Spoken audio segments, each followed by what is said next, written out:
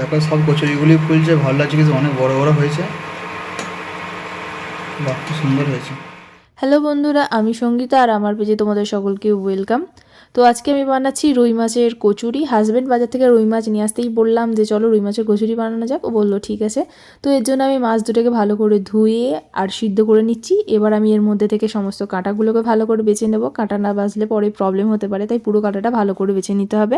এর জন্য আমি সর্ষের তেল ইউজ করেছি। এর মধ্যে আমি একটু পেঁয়াজ কুচি আর কাঁচা লঙ্কা দিয়ে দিচ্ছি, তবে লঙ্কাটা আপনারা যেমন ঝাল খান সেরকম অনুযায়ী দেবেন।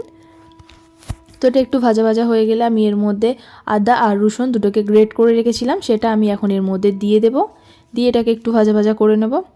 ভাজা হয়ে গেলে এর মধ্যে একটু মাছ দিয়ে ওই মাছটা দিয়ে দিতে হবে। তো আজকে সঙ্গীতা আজ মাছ নিয়ে এসেছি, সঙ্গীতাকে জিনিস করে খাওয়াচ্ছে, যেন আমি কোনোদিন খাইনি। এমনি কচুরি খেয়েছি, রাধা বল্লি সব কিছু খেয়েছি, কিন্তু ওই মাছের কচুরি প্রথমবার খাচ্ছি। দেখা যাক কেমন হচ্ছে, করছে। এছাড়া আমি এর মধ্যে একটু আলু সিদ্ধ দেবো, সেই জন্য আলুটা ম্যাশ করে রেখেছিলাম, ওর মধ্যে দিয়ে ভালো করে ওটাকে মাছের সাথে মিক্সড করে নিতে হবে।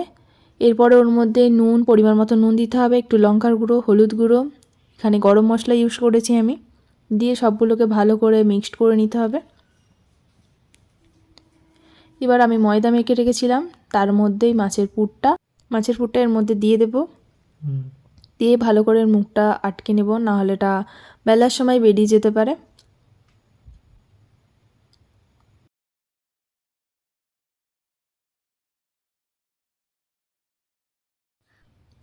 এইগুলোকে ভাজার জন্য আমি এখানে হোয়াইট অয়েল ইউজ করেছি।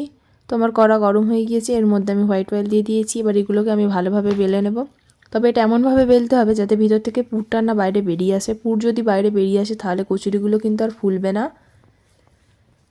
তো এটা আমি এখন ভেজে নেব, সবগুলোকে আমি লাল লাল করেই ভেজে নেব। তো আমার ভিডিও যদি আপনাদের ভালো লাগে তাহলে অবশ্যই লাইক, কমেন্ট অ্যান্ড শেয়ার করে দিও, আর পেজটাকে একটু ফলো করে দিও।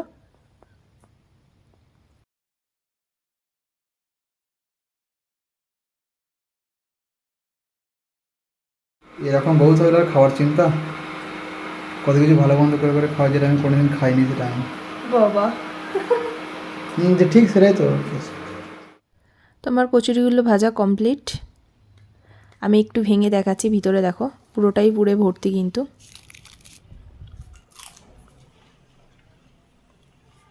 খুব সুন্দর হয়েছে, থ্যাংক প্রথমবার গেলাম, ইউ। খুব সুন্দর হয়েছে।